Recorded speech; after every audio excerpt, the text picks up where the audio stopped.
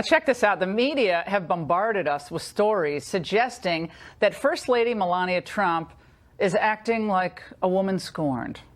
CNN, for instance, turned it into Melania Gate and declared the First Lady has gone AWOL.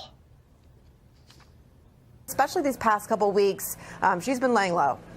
Well, I would think so, because, of course, there have been some cringe-inducing stories in the first few weeks of this year. We can only look at those clues, like last Saturday when she posted on Twitter the anniversary of the inauguration with herself and sort of a military escort from that day, not her husband, no mention of her husband. She was scheduled to travel to Davos with the president, but canceled that trip at the last minute. Yesterday, she left for West Palm Beach, Florida, and was back on the plane late today. Now, we don't know the reason for the trip. Not moving to the White House immediately was unprecedented. 5 months after he moved in, she moved in. And then, of course, the fact that they have separate bedrooms. Oh, my God. My next guest believes Melania Trump, get this, actually despises her husband. That's what Sarah Beauchamp wrote in an article on the website called Nylon. She wrote that today. She joins us now from Philly. Okay, Sarah, you look like a very young woman, very accomplished. You're a writer. You've written all sorts of stuff out there for various publications. How is it, being a feminist, for you to question another woman's lifestyle choices, whatever they are, whatever she decides to be? Why are you passing judgment on them and questioning them? I don't think I'm judging Melania's life choices. Well, to be fair, I guess I would judge a woman who would choose to marry Donald Trump. He's truly a disgusting human being. I think that's like a nonpartisan issue. Yeah, that's not just judging at all. Yeah. That Donald Trump's disgusting. I think it's pretty much fact. Look at the camera, by the way. Look at the camera so our listeners get the full Sarah here. Go ahead. I think that Donald Trump is disgusting. I would say that is a fact. But yeah, my story was more about how it wouldn't be surprising if a person married to Donald Trump was disgusted by him. I personally can't imagine a worse person to be married to than Donald Trump. So a lot of us are speculating that she's miserable. Right. But let me just get this straight. You're a reporter, and you're writing about Melania Trump as if she's a political actor here. And you said that that's a fact. That you said Donald Trump is disgusting, that's a fact. Well, you're a writer, so you know when you use the word disgusting, that's a subjective statement, is it not? It is not a fact. It is a fact that he's president of the United States. It is not a fact that he's disgusting. You and your liberal friends who sit around talking about how awful the country is under Donald Trump, yeah, you see, I grant you that, you think that, but how are you to judge another woman's choice about a relationship, and did you do the same? For instance, when Hillary Clinton stood by her man, when Hillary Clinton decided to fire or not fire someone who had sexually harassed or reportedly sexually harassed someone on her campaign staff, were you making judgments about that, or you reserve it for Melania because you think her husband's disgusting?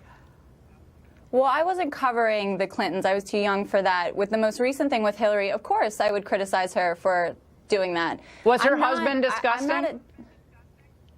Who? Bill Clinton? Well, first of all, you just continuing to be like, what about these Democrats is not really an argument. I mean, you should be able to speak critically about the Trump administration. I mean, your whole segment has just been talking about Democrats and what they're covering. No, what I'm trying to do, Sarah, is like, okay, it's fine. You're a liberal and you don't like Trump. That's fine. But to write something about a woman's decision to, travel to Davos or not travel to Davos, you make this wild leap of logic without any factual underpinning that I know of, and yet you carry yourself off. So, oh, it's a fact that this is. What's the fact? What's the evidence?